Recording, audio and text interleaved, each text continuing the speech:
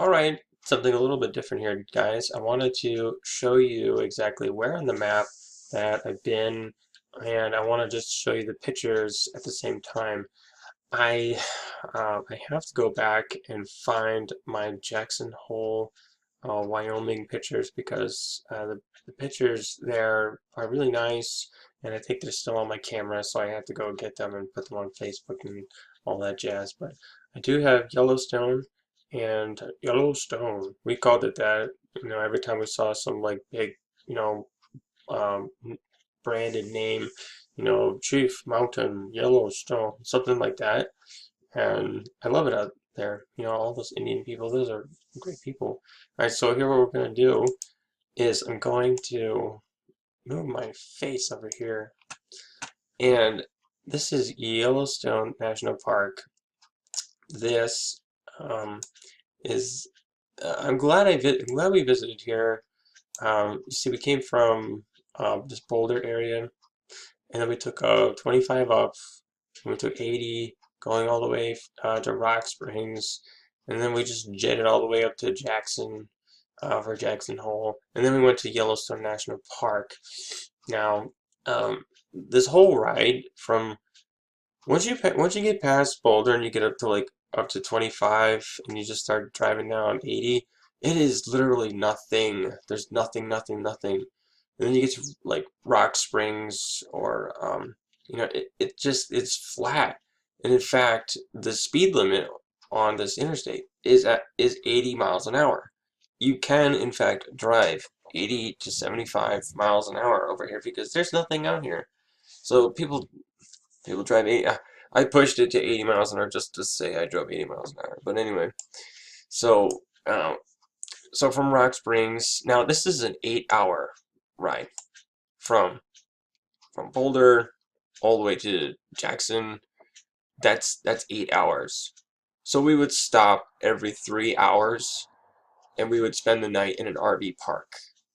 And that's really what we did because driving 8 hours at a time can be just completely exhausting. So it's really, you don't want to do that. I mean, it's really not necessary. 3 to 4 hours a day is good.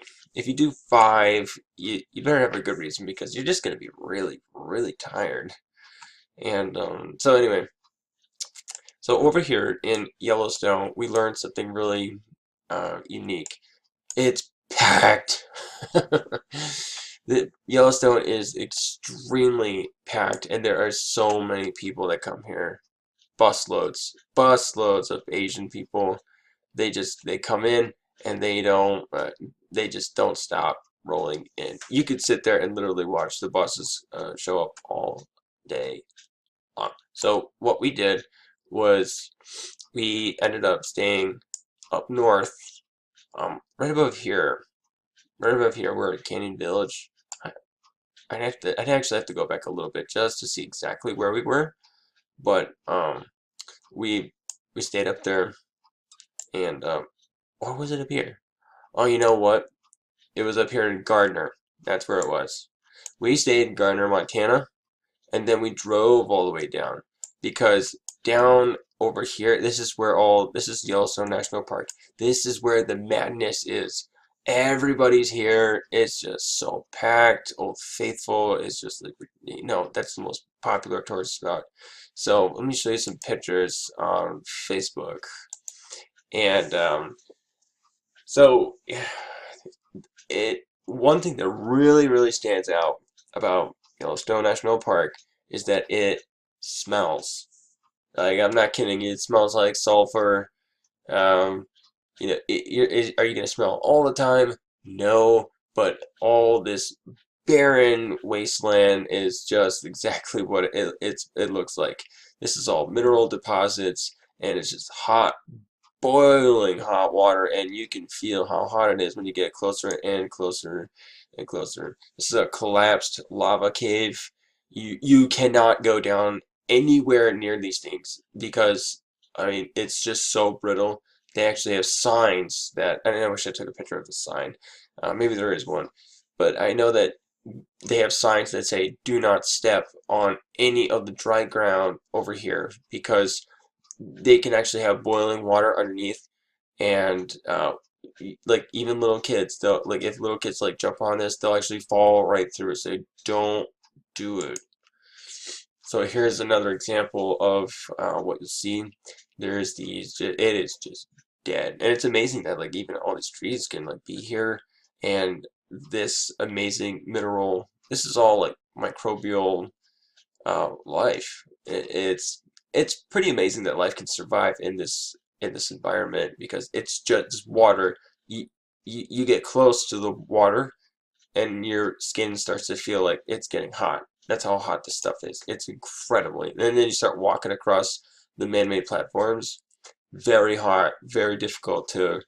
Uh, I mean, I was looking at the wood and I'm thinking to myself, is this thing properly built? Is it gonna hold us? It's been holding a lot of people. Are we gonna be okay? So as you keep on going, um, this is a nice camera. It's a Canon T3i. It's an older version, but you know it's got this flip phone. It's got this flip screen on it. I really like that screen. You can take really good pictures with it, and I just enjoy using it. So um. Oh yeah, that brings me to a good point. When you're in transitional spaces like this, where you just want to, you know, you want to take a picture of there, and you want to take a picture of this. So you want to zoom in over here. You want to have a lens that you can actually take pictures up close, and then take pictures that are kind of far away. I use a 18 to 135 millimeter lens. I'll leave a link in the description below. You can check it out and see if it's right for your Canon. I love that thing. It's got great autofocus, it's fast, and the images are super duper clear. I think it's well worth it. I've been hanging on to it for years now. You know, thank my dad. He gave me the he gave me the funds to get it. So here's my adorable wife. You know, she's all of the cats, and she liked Yellowstone way more than me. I personally, I hated Yellowstone. And I'm not gonna lie, I hated Yellowstone. I would not go back here. It's barren, it's dead, it's like, it's volcano. It's not when I think of volcano, I want to see like lava, like coming up everywhere. But it's just not here. I'm not seeing it. So anyway, so we keep going. There's this growth of whatever. It's going up. It's just like it's on the ground. It's just coming up, up, up, up, up, up. It's so weird. It's really, really strange. So here you can see like this all this steam right here. That's actually just boiling water and all the microbial deposits that are over here. Oh, it's crazy stuff. So here's another zoomed in image of it. This, again, with that 18 to 135 millimeter lens, you get pictures like this. So it looks like so smooth and looks like it's, you know, it's a still. Actually, it is. It's a still photo. You clearly see um, how these look. I mean, some images, some of this stuff, yes, it can look pretty. You know, I really liked all this. As you can tell, I took more than one picture. You can see the layers of gray, white, and what's called a green, white, and then orange, and then zip tie. You know, so you got that. All right, so then we're moving on. Actually, you know what? You can see the water just like flowing over right here. Extremely hot. This actually melt rock. That's how hot it is. And you have these big bulges of just God only knows what's gonna come flying out of there. And and and then we got this gargantuan, you know, rock just like just sticking straight up. Everybody was going up to that thing and taking pictures of it. So, so then you have the, I mean, look, I mean, just look, some of this stuff is kind of cool. It's why I was taking pictures of it. You know, you got these like layers, almost looks like stairs. You can't ever go, I'm standing on a platform. You cannot go over there. It's just way too dangerous. Again, it's just beautiful. So, this rock is kind of cool, where you got, it looks like it's gonna fall right off. I thought that was pretty neat. And then just this interesting looking grass. The grass is so dry. The air is so dry. The grass is so dry. The air is so dry. It's just dry, desert, and it's just nasty. I don't personally want to like go back there, but if you want to go check it out, I'm glad I actually went. I'm glad I went. I saw it, but when I'm thinking like lava, I want to see like lava, coming out. I want to see it. I want to feel the heat from like 1,000 yards away or something like that. So then you can see this platform right here, and all the people are right here, and they're it's just coming out and just rolling down. It takes a long, long time for that to happen. They say that Yellowstone actually erupted around 2,000 years ago, and it was like a massive explosion, and there was dust that covered the entire Earth. And if you read the Bible, that's actually an interesting story, how something like that happened 2,000 years ago. So then you see all these other trees. It was when Jesus was on the cross. So you see all these trees. These are most of them are dead. There was a huge fire. They have fires all over. We actually drove past one that was a pretty nasty fire. So here's another picture of a tree that was a victim of fire. But you can see that there was also life, and it's really pretty. So I saw this Raiden just chilling out. Man, he looked cool. I thought this was like the neatest thing. He was just standing there staring at me. Staring at me. So I took a picture of him. And I think it came out really good too. The contrast of blue, white, and black. Very nice. And then, so this buffalo killed a sheep and it put it on its back, and it's training the little buffalo to do the same thing. So these buffalo are massive. You don't ever want to intimidate them. They're just like aggressive, like beyond everything, except the little guys. They're cute. You can pet them, pick their nose. So these animals are incredibly, I have a lot of respect for them.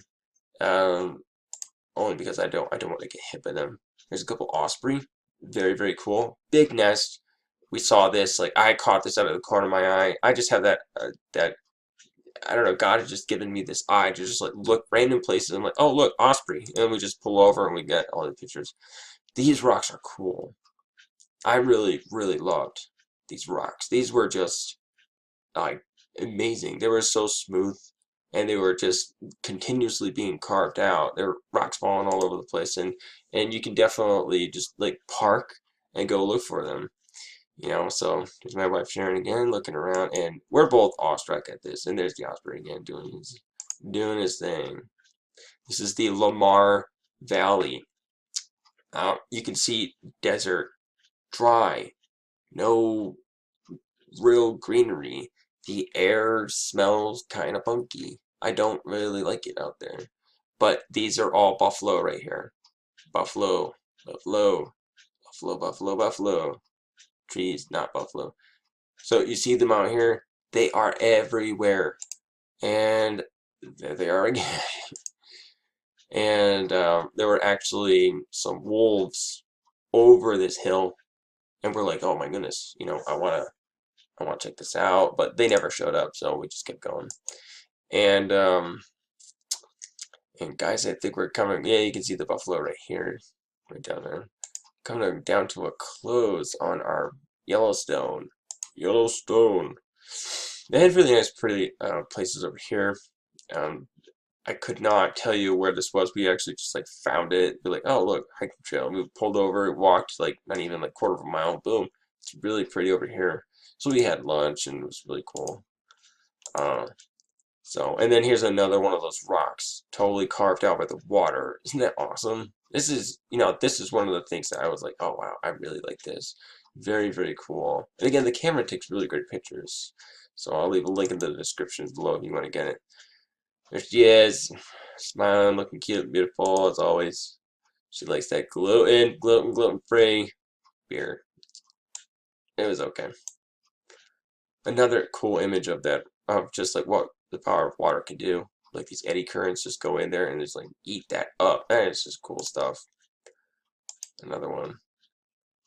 It's always hard to get the light shots, but that was coming in.